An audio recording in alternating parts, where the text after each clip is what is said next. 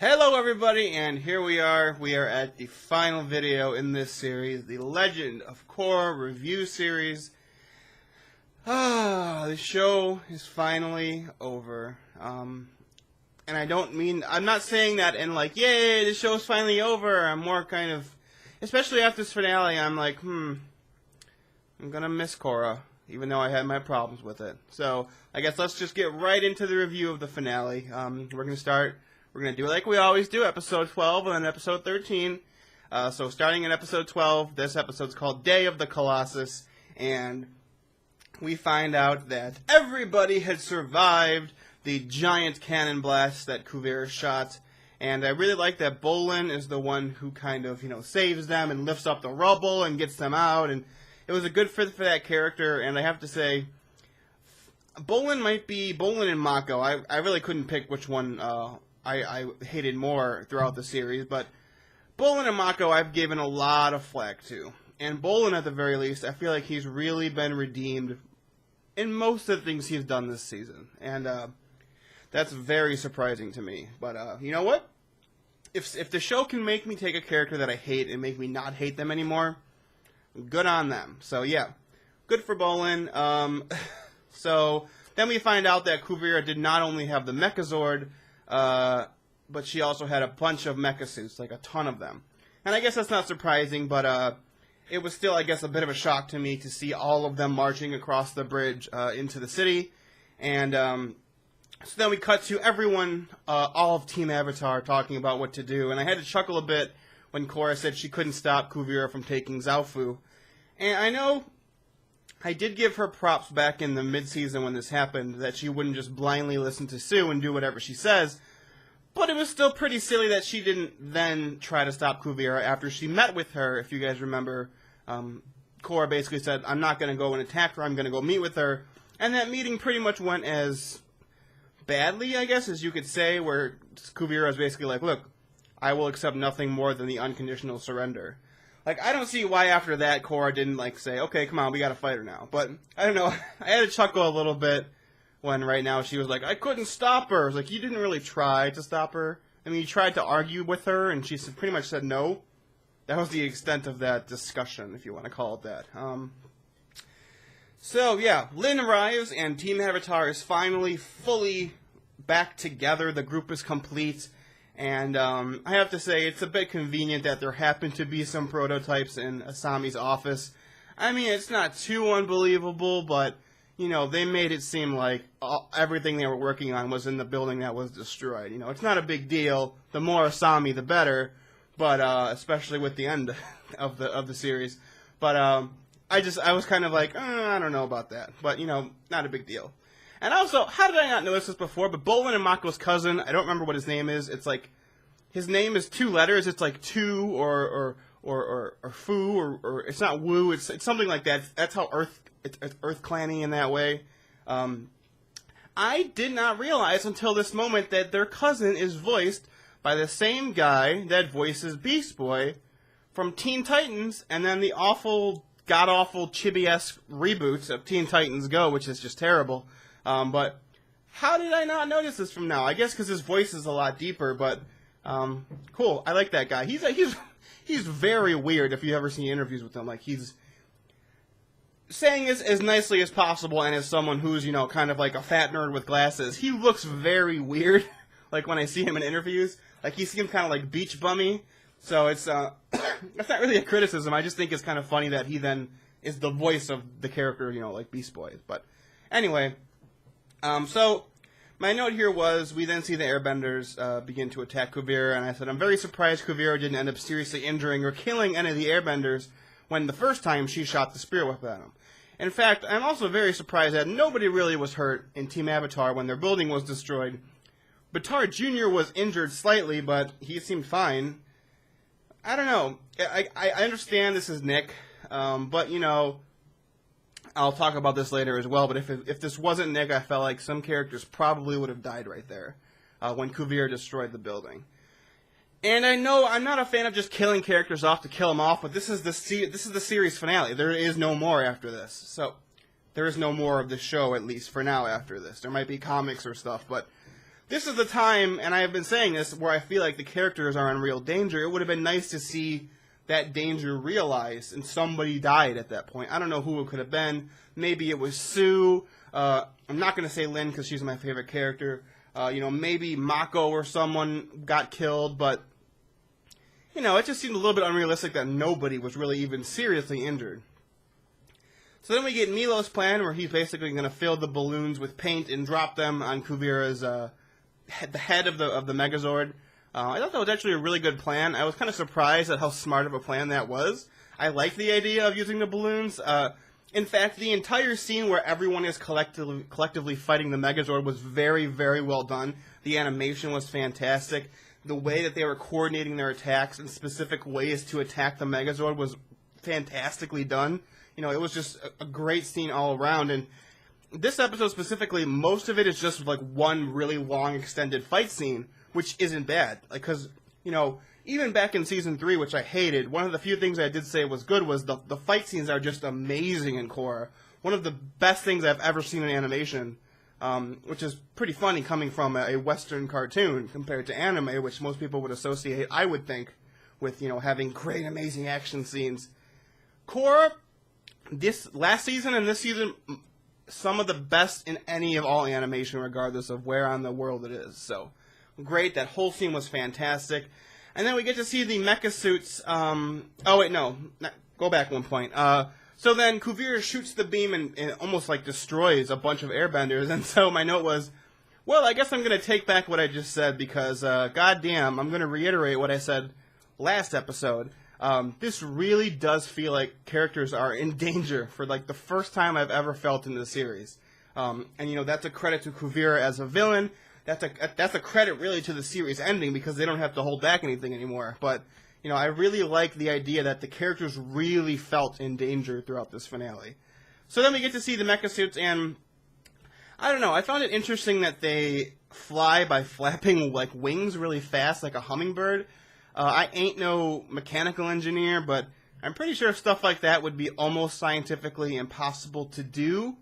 Due mainly to how fast the wings are flapping and what that would do, like just wear and tear wise onto the joints of like the machine, and how fast they're going, and how could just wings flapping like that without any other boost, unless I missed it, I don't think there was any other like jetpack or anything on that. Like the wings were just what kept it all in flight. I don't know if that scientifically works out, if connecting all the dots, if that would actually make a giant mecha suit fly. It looks interesting. I'll suspend my disbelief for that, but that was one of the few times in this finale where I was like, I don't know about that, guys. I don't know if I believe you. I believe the giant Megazord, and somehow I don't believe the hummingbird suits. So we then get to the scene with Batard Jr. and his mom, and holy shit, he came around fast. I mean, I guess it makes sense because Kuvira pretty much thought she killed him. But I really hope, and I guess now that the series is over, they didn't do this, but I was really hoping he wasn't just blanket forgiven. I really like this scene between him and Sue, but I really hope Sue has more fight scenes throughout the finale. At the time I wrote this, she does, but not as much as I thought she would have, which is a bit disappointing. But, the cast is so huge, they can't give everyone, like, their own specific time to shine, and I guess I understand them giving the main characters of the show more time to shine compared to Sue, who she has become a main character, but she's not been a series main character, I guess.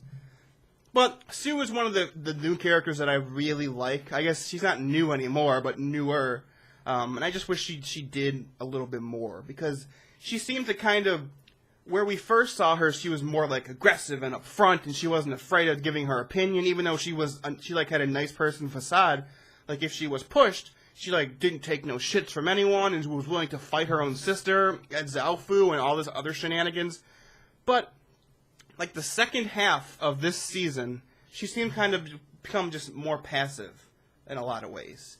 Especially after Zaofu falls and she's rescued, she becomes a lot more passive, which they don't really explain that story-wise. I'm just kind of bummed because I really like her character.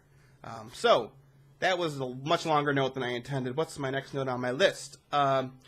Oh, we get a heart-to-heart talk between Varric and Julie. I also really like the giant EMP pulse. If you guys remember when I talked about this earlier last season, I mentioned this in two different places. I mentioned how I really like the melding of bending and science, and I also really like how Varric kind of jerry-rigged an EMP pulse. And I really like they called back to that by him making a bigger one. This is a realistic plot device, where I would say back in Season 3, they were just throwing, like, Deus Ex Machinas to solve problems without really setting them up, and that was my real problem. Whereas in this case, they brought it up, he talked about it, we saw it happen in the show, so it wasn't a last-minute, out-of-nowhere fix to solve the solution, which it didn't even solve completely, which makes it even better when a plot device kind of works but doesn't just fix everything. That's what kind of, makes it a Deus Ex Machina or not, is whether or not it fixes everything, and also whether or not it comes out of nowhere. This did neither, and I really like the callback to that. So, I really like the quote where it fails, the Megazord's not paralyzed, and I guess because they use spirit energy, so an EMP pulse wouldn't knock it out, but then again, would not electricity have to run the things that generate and capture the spirit energy? I don't know. It's not a big deal. It's just one of those things I was like, but I think the machine, the Megazord, would still be affected in some way, even if not it's completely shut down, but whatever. So after that happens, I really love, Varric, one of the best characters. I love when he says, Julie, do the thing, and she says, I'm afraid there's no more things to do, sir. And I was like, you too are, like, emerging as, like, the best characters of the show, second to Lynn, but awesome, love it. So, Asami's dad shows back up, and I knew immediately, and I was right. I knew immediately when he showed back up. I was like, he is gonna die. There's gonna be one character that dies, if there is, and it's gonna be Hiroshi. And my note here was somebody needs to die to make this seem serious, and I don't see the show because it's on Nick killing off any of the main characters. So I said, Hiroshi probably will die. Ended up being right by the end of the episode. But, I'm glad he'd be back. I pretty much called that when they were reintroducing him at the beginning of the season. So, yeah. And then we get to really the only, not even a big problem, but the only actual problem I had with this entire finale, this episode or next episode. And it's this whole Badger Mole thing that Prince Wu manages to just come out of nowhere to solve the problem of the people who can't get out of the city because the monorail track was destroyed. This is what I'm talking about. Juxtaposed to, the EMP pulse, which I just explained why it works so well. It was a Deus Ex, but not a huge one, but it still was one because they didn't mention anything about Badger Moles at all until they were already there, and then Prince Wu makes an offhanded comment about, like, the Badger Moles always loved my singing at the zoo. And then he can, like, control them with his singing, and that's never explained, and they don't explain why the Badger Moles would help him just because they liked his singing while they were at the zoo. None of that really made any sense, and it was the first time where I really didn't like Prince Wu as a character, but it's because he was attached and I guess created or brought this Deus Ex to get everyone out of the city. I don't know, I just thought it was really stupid. I was like, I'm not sure about this whole bit. I don't really see why it was needed. They already showed Prince Wu, becoming more caring about his people. They could have done something else. I don't know what, but that was the only problem I had this whole finale, and it just didn't work for me. So, we get back to more fight scenes, and my note was, goddamn, the city is absolutely getting destroyed. I don't really know if there's going to be a Republic City left, regardless if it's under Kuvira's control or independent because of Korra. So we're getting to the very end where they enact their plan. They're going to put the plasma laser on one of the suits, cut in, so everyone can get in and they can destroy it from the inside. And I have to say, one of the very first things that happen in this final action scene of this episode is you see the airbender, like, you see it from Kuvira's perspective where she, like, looks up and, like, the airbenders are coming down in, like, a swirling tornado formation. And I was like, that is awesome. Like, that was... I told this story a couple times, but I believe I haven't said it since last season, but my very first Dungeons & Dragons character was a Wind Mage, who I took a lot of abilities from Ivan from Golden Sun, because I really like the idea of, like, wind and tornadoes and stuff. And so this was another example, this and last season, of airbenders just being fucking awesome. And this tornado, like, formation or whatever was so badass. I was like, yeah, this is how cool airbenders could be.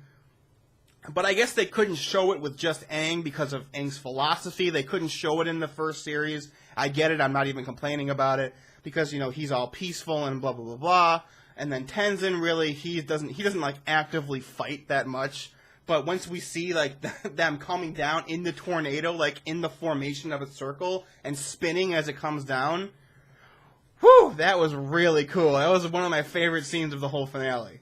And then they top it with Bolin, Sue, and Lin knocking a building down on top of the Megazord. That was genius. This whole sequence might be, like, the second best thing of this entire series. We'll get to what I think is the best fight scene next episode, but this whole attacking the Megazord was just fantastic. So, but then they have to cut back to Prince Wu using the Badger Mold thing, and I already talked about that's stupid. So before they leave, while everyone's fighting, you know, Asami and her dad are working frantically to put the laser drill on the hummingbird suit. And Hiroshi tells Asami she loves him, and I was like, you're dead. If there was any doubt before, and there really wasn't, I am now 100% certain you're dead. You know, the look on his face. And then Varric proposes to Julie right after that. Best. Fanboying all over the place. But then something kind of funny that I noticed after they enter the fight is, did anyone realize that the only reason Julie and Varric's mech was destroyed or injured, that they had to escape, was because Korra froze the water around the Megazord? Did you guys catch that? I thought that was kind of funny. Like, they didn't really accomplish anything. You know, they're all flying around, and Korra, like, steps up, and she, like, takes all the water in front of the city hall, which I thought was cool, seeing her marching toward it and realizing, oh, that was the city hall, which we've seen in Season 1 and Season 2. And she freezes it. Oh, I hit my mic. I'm so animated. And she kind of freezes it around the Megazord. And then that's when Kuvira shoots the beam, which hits them. I don't know. I just thought it kind of funny where Julie and Varric didn't really accomplish anything, and then Korra made them get kicked out of the fight. I don't know. But, so here we go. We get to the very end. Hiroshi, he redeems himself in the end, but he dies. My note was, I'm sad to see you go. You redeemed yourself, but it was so obvious that you were the one who was going to die out of everybody in the entire cast. I guess rest in peace, but it was very obvious, which I know, that's fine, I guess. So that's episode 12. We get to episode 13, you know, the final episode entitled The Last Stand, very appropriately. And so, I don't know, there's a scene when they're inside where they're splitting up. You know, Mako and Bolin go get the engine. Sue and Lin are gonna go get the weapon, and Korra is gonna go to the head to get Kuvira. And Sue rightly is like, "Look, Kuvira whooped your ass the first time. Like, what the fuck? How are you gonna beat her?" And then I don't know. I just thought it was kind of funny. Korra's response was basically, "I know she kicked my ass, but you know, I'm better now because I talked to Zahir." It just kind of struck me as a little bit silly, but so. Now we get to Bolin and Mako going to the engine room, and my note was, this was my note. Okay, so taking the fact that I think lava bending is stupid and lore breaking, and taking that out of the equation, the lava shuriken, or I guess it's not a shuriken at this point, he's like using it as a saw to cut through the metal to get in there. That was really cool. That was a great callback to Gazan, you know, in Book 3. It also happens again later on. You know, I like that they finally have Bolin doing that. You know, I can admit, even though I think lava bending is dumb in this context, that was a cool scene. And so my note was after this, that's when Mako and Bolin are talking to each other, trying to figure out how to shut it down. And my note was, oh, hey, this is actually the first time I remember that Mako was still involved with the show. Like, I can't remember him actually doing anything last episode, or the episode before that, really. And my note was, you know, I really wouldn't be surprised because of that if Mako actually did something to help everyone but then died in the process. Because, you know, with him no longer with Korra and Prince Wu and him separated, he really didn't have anything else to do. So, you know, it would make sense if they were like, you look, we're going to wind Mako down a little bit, but then at the end give him some heroic sacrifice, and then he dies. That wouldn't be surprising. It's a little cliche, but, you know, it wouldn't be surprising. So here we go. Next note is that cut. They don't fix that problem yet. So then we cut to Lin and Sue trying to destroy the weapon. And my note was, can I just say once again, fun time adventures with the Beifong Clan show. I know it would be an amazing success. I know everyone would watch it. I don't even care if there was no Avatar, if there was no Korra, if there was no Asami, if there was no Bolin or anyone. If they just had Beifong Clan family adventures, that show would be great. I would watch the shit out of it. I absolutely love that even at the very end of Book 4, the finale of the series, Lin, when she fights, she still fights using her metal cables. It never gets boring to watch her, like, flip them around and slash people with them. So good. Lin has been one of the few solid things through the entire series. Watching her fight, I never get bored doing it. And, she's pretty much the ultimate badass of this series. You know, what I would give that to Toph, but she doesn't really want to fight. She saves her family, and then she leaves. That's cool. Toph is still fantastic. But Lin is the one who will actively go and fight and save the day. So she gets the title of Ultimate Badass in my book. So then they actually destroy they disable the weapon. And that seemed very easy. Like, I guess the idea was they never planned on people getting in there, like hostile forces. But it seemed where Sue was kind of just like, boop, and then the whole cartridges all just fall down. I don't know, it was just kind of, I was like, ooh, wow, that was really easy to do. So, then we get Kuvira, like, ripping the arm off of the mech, and at first I thought it was a stupid idea that she would destroy the weapon, but then I realized it made perfect sense because she couldn't use it anymore, and she thought that the people who disabled it were still there, and they were, so that would be the easiest way to kill them, would just to be rip it off and just throw it. But I will say the show lingered a little bit too long on showing where the weapon went. You know, I knew immediately when I saw it go flinging into, like, the spirit forest that we would be going there at some point before the series is over, or the episode, I guess, is over, and we did. So, I don't know, they made it a little too obvious. That's nitpicking, that's fine, it's not a big deal. But my next note is, here we go. This is, I think, probably might be the best fight scene of the entire series, maybe even both series, is Kuvira fighting Korra in the cockpit. You know, Kuvira has, like, the mercury or whatever that's supposed to be in, like, the meteorites, and she's flinging them around. She's, like, keeping them, like floating above her, like Kael'thas in World of Warcraft, and Korra's just, like, countering them, and, like, it was easily the best fight scene, I think, in the entire series, or maybe even both. You know, I think they just topped the last scene where everyone was fighting the mech. Kuvira doing earth or metal or, like, water bending, I guess, or phase changing. I hate that phrase ever since the whole lava bending discussion, but phase changing that substance, whatever it was, to make it, like, look water was really cool. I wasn't sure if that was supposed to be mercury or not. It looked darker than the mercury that was poisoned Korra. Was it supposed to be the meteorites that Lin had at Zaofu? I think that was what it was supposed to be. But that was the first time we ever saw, like, metal just be, like, made into, or, like, rock be just made into, like, liquid and shot out. I couldn't tell what it was. I didn't really care because it was awesome. But after I was watching it, I was trying to think about what that could be, and I couldn't figure it out. My note on this, my notes was, regardless, it was awesome. I wonder how many times I've said awesome in this video. Who cares? The finale's turning out great. But my one kind of, like, moment when they were fighting was, you know, it occurs to me that Kuvira could have easily just crushed Korra when she had her, like, stuck up against the ceiling and it was wrapped around her. You know, she could have killed her then by just crushing the metal into her. You know, also, Korra basically would have been dead after, okay, so she gets stuck on the ceiling, or, like, the side, and then Kuvira, like, drags her along, like, the top, and then, like, smacks her down. I even tweeted about this. If Korra's back was actually touching the metal as she was being dragged along, like, that would have just, like, flayed the skin right off her body, and she would have been dead. But was it supposed to be like there was an entire ring around her, including behind her back, so that her skin wasn't really touching it? I don't know, because I tweeted, like, look, have you ever had, like, a piece of metal, like, just quickly, like, smashed against your skin and, like, left? That shit hurts and can, like, easily draw blood. So Korra should have been dead from that scene, but, you know, this, again, is a point where I think if this wasn't on Nick, this fight would be as savage as it should be based on the fighters and you know, what's happening here. It looked fantastic, but that one like little note made it kind of a little bit ridiculous. Then again, there is wiggle room for saying, like, look, her skin wasn't touching it.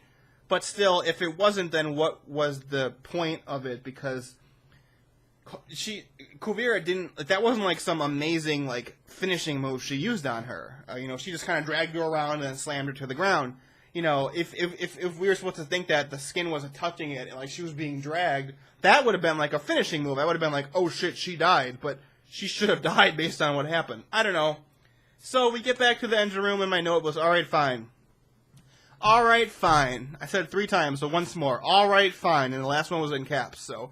All right, fine. The lava shurikens are cool.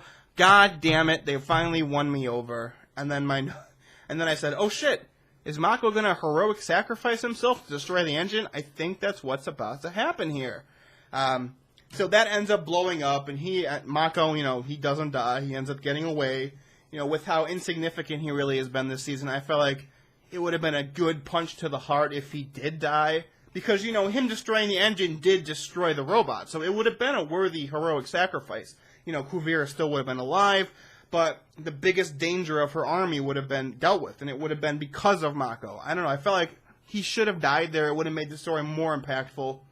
But, you know, that's fine. That's a subjective opinion. So Korra and Kuvira get thrown out of the mech as it gets destroyed. They go right into the forest. I totally called it. I knew that was going to happen when we saw the gun being flung there. And I love that Kuvira immediately, like, just bashes Korra in the face with a rock and escapes.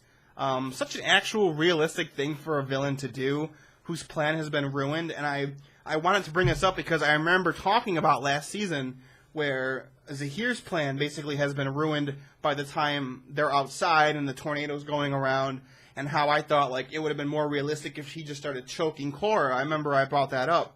Compare it to now, where Kuvira's Megazord has been destroyed. For all intents and purposes, her biggest threat has been dealt with. You know, Varric has disabled the vast majority of her mech suits, but she still doesn't give up. She smashes Korra with a rock and runs off into the forest. I felt like that was very realistic.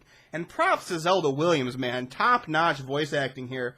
When Korra's like, give up, Kuvira, and she says, like, never. I was like, oh, shit. Like, that guy, I got, like, chills up my spine. Chills up my spine was going to become one word, and that's what chines was. So I got the chines, and I was like, the finale's almost over, but I'm still waiting to see what happens next. So Kuvira tries to shoot her with the gun that's been disabled. I guess convenient that there happened to have been an unfired cartridge in the gun, but whatever.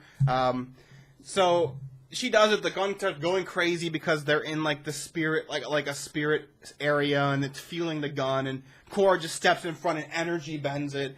And for some reason, I didn't even consider that she could do that. And the animation of her just like splitting it in half, and it goes up. Oh, that animation was just stunning. And my note was, holy shit, did Korra just make a 3rd spirit portal? And I guess Tenzin confirms right after that she did. And we don't see it, but I have to say, the ramifications of having a 3rd spirit portal would have to be devastating on both the real world and the spirit world, right? They don't really show it, but like that's a huge event, maybe even more than harmonic convergence. I don't know. I feel like they could have maybe had, like, Tenzin, like, being like, oh, fuck, rather than just being like, oh, it's another spirit portal. I don't know. It wasn't stupid, but I just thought that, I don't know, maybe I'm looking too much into the lore of the universe and thinking, like, that maybe more people should be freaked out. But I would think that it would be, like, a devastating, like, not even, like, an environmental damage, but, like, a crazy-ass spirit environmental damage to both worlds. I don't know. So, we find Kuvira and Korra in the spirit world. We finally get, I guess, the conclusion of her backstory. We knew that Sue took her in when she was young. We didn't know that she was an orphan. So that's why she's so damn insistent upon the Earth Kingdom. I saw a lot of people, after this was over, complaining that they tried to humanize her as a villain more, and they didn't like that. But Kuvira has arguably, I would say definitely, the easily most humanized villain that Korra's ever had. So I don't see a problem with it at all. In fact, I actually liked it a lot. I think it really rounded out it completed the circle of her character. Like, she was fully rounded as a character now. We learned why she did the way she did, what she did. And, you know, I feel like if there was one more episode, see here, my point was gonna be, and this wasn't, I'm going off my notes now because I was thinking about it. I watched it actually yesterday, and I'm recording it a day later, which is what I usually don't like to do, but I had to because of real life stuff. And I was thinking about it, and on one hand, I was like, you know, I feel like this whole finale could have had one more episode, because it seemed a little far-fetched that Kuvira just gives up after they get to the spirit world. On the other hand, the writing of that whole scene where Kuvira and Korra are just talking to each other, it was so powerful. I really, really believed it. And so then I really believed when Kuvira gave up. Maybe that's part of me that wants another episode, just wanted the show to continue after such an amazing finale. But I'm of two minds about it. Like, the scene was so good, but I wanted a little bit more.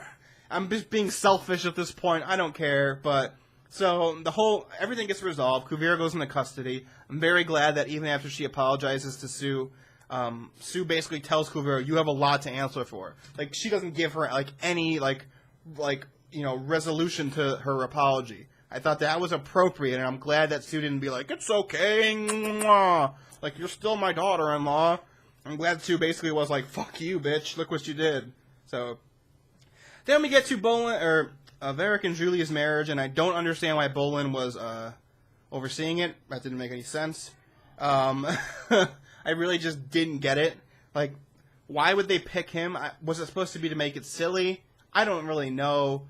But that was another part where I was like, Korra, why? Why show Korra, why? Why did you do that? But they kind of redeem it where he says, you may now do the thing, and then Julie dips Varric and they kiss. I thought that was fantastic. And then my note was, oh damn, this is the first time we see Rohan, I believe, which is Tenzin's youngest son who was born. He's born at the end of season 1, right? Not season 2. Yeah, season 1 he's born. I think this is the first time we see him as a toddler, right? I mean, he might have been like in the giant group shot at the very beginning of the season when they show Prince Wu talking. He might have been there. I don't remember. He probably was. But this is the first time that they really addressed him, and I thought that was a cool little thing that they added in. I actually kind of totally forgot that they had a son that age. So who knows? So here we go. We're at the end of these notes. Where am I at now here? I say, Prince Wu, he really came for a full circle. I find it kind of funny that he really, out of everyone else, gets the one to stick the dagger into Kuvira by undoing literally all of her life's work of all of her most important things she did in her mind, which was uniting the Earth Empire. Like, he just, in a minute, just undoes all of it by saying, I'm just going to make everyone independent. Like, it was a good decision, but I just kind of find it funny where, out of all the characters, even Korra, it seemed like Prince Wu was the one who really got Kuvira at the very end. I thought that was kind of funny. So, and then we get this Kuvira, Mako with Korra scene in. Before I saw the end, my note was, please don't do it. Don't put them back together. Don't you fucking dare, after all of this season where people are like, Korrasami's gonna be a thing, they're gonna be together. Don't stick her back with Mako. You better not fucking do it. And they didn't. Good. So, get to the very end. Here's my note. Korra and Asami. Such a great combination. Korrasami needs to be a thing. And these notes were typed in real time. So the next part is, wait, are they making Korrasami a thing? And then it's all caps. Because it seems like they're about to make Korrasami a thing. And then the final note of my notes is, oh my god, Korrasami is a thing. It was such a perfect ending. You know what? And I heard people saying, look, it's too ambiguous. They definitely aren't ended up together.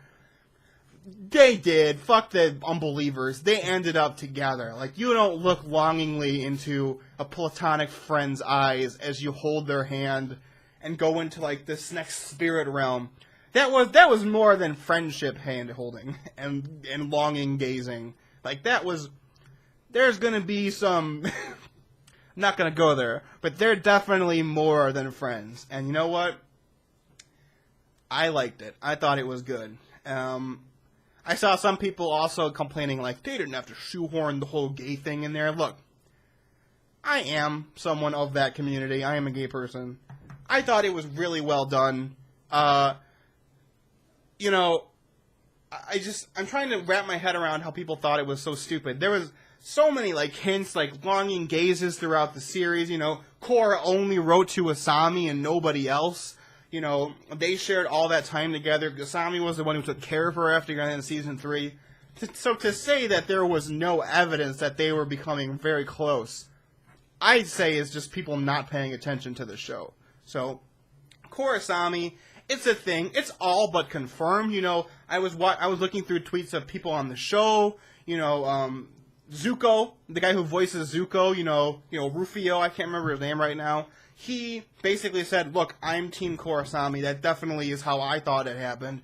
Again, that's not a confirmation from the writers, but one of the writers did kind of show off an article where the biggest point of it was the Korra, like, was kind of revolutionizing TV by having, at the very end, their two female characters ended up together. They promoted that article.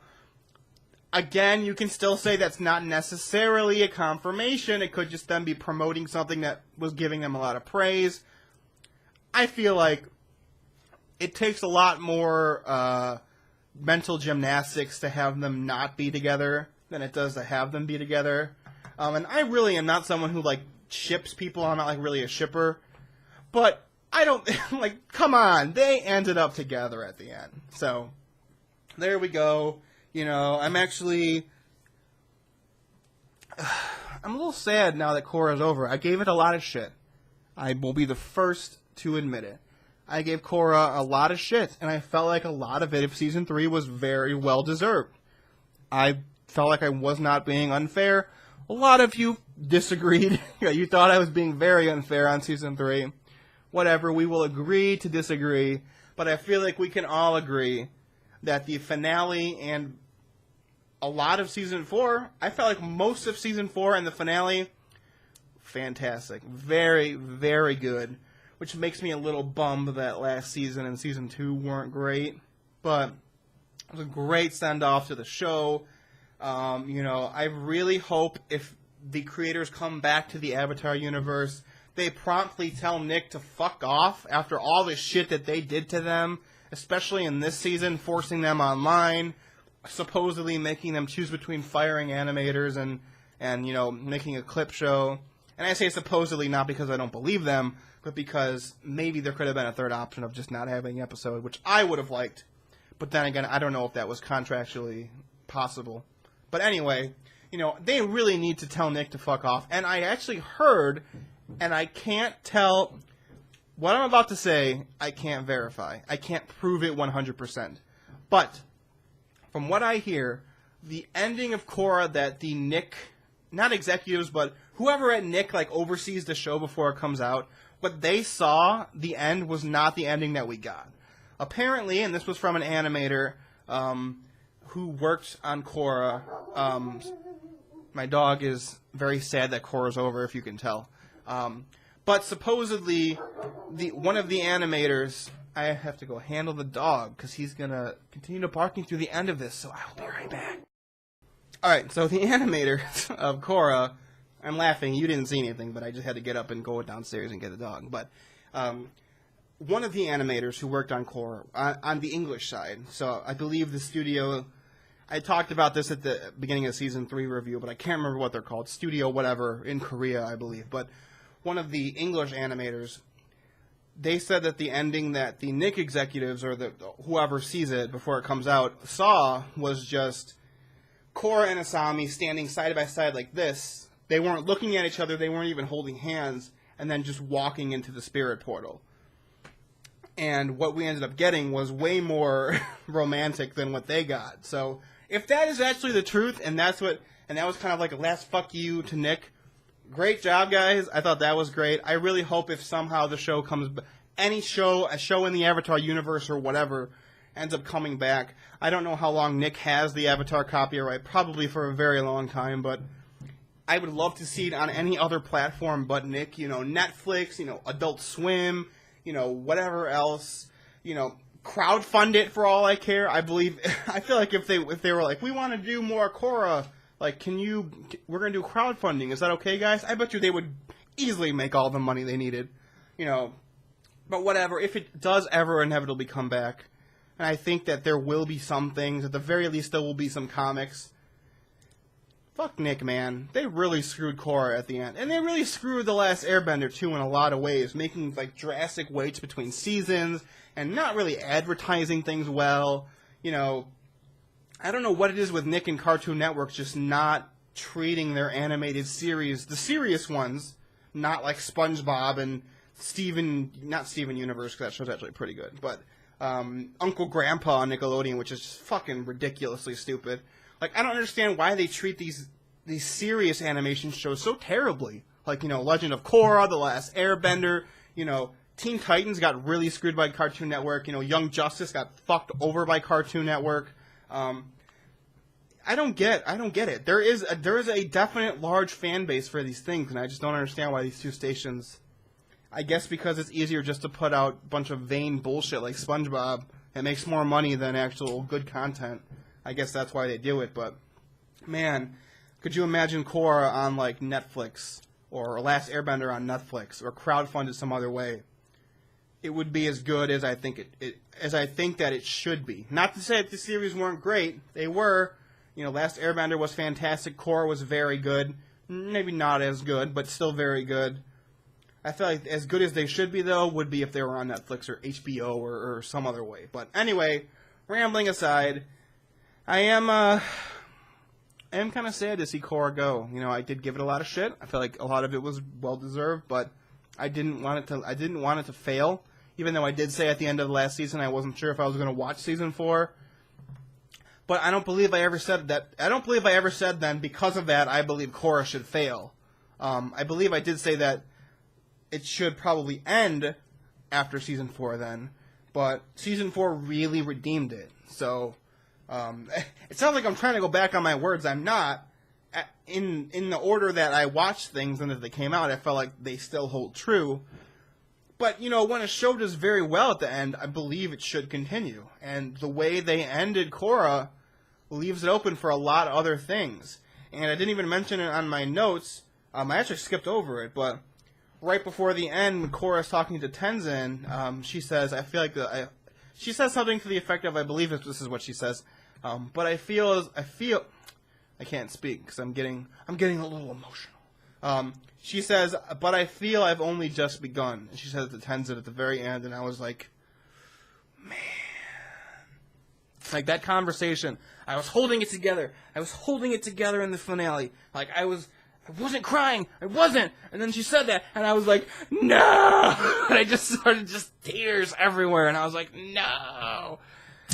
So, I don't know, man. I love a good animated show that has great action scenes and can make you tear up at the right time. I thought it was great. Goodbye, Korra. You were controversial, I guess, in some respects. You were up and down in some respects. But in the end, when you were good, you were amazing. And this finale was amazing. And thank you, everybody who watched this series where I review Korra, and all the people who kept pestering me on Friday and yesterday when I was watching it on Saturday of, you gotta watch it because I want to see what you thought about it. Thank you, everyone who was bothering me about my opinion about it. It's really sweet of you. So yeah. Let me know what you thought of Korra, the ending, and I'm getting emotional now. This is the end. We're done. We're done with Korra. Thanks for watching, guys. Feel free to like, favorite, subscribe, do all of the shenanigans. My Twitter is in the box below. if you want to follow me. So thanks for watching, everyone, and I'll see you for whatever we do next, because this chapter of our animated viewing is now over. So goodbye, Korra. I will miss you.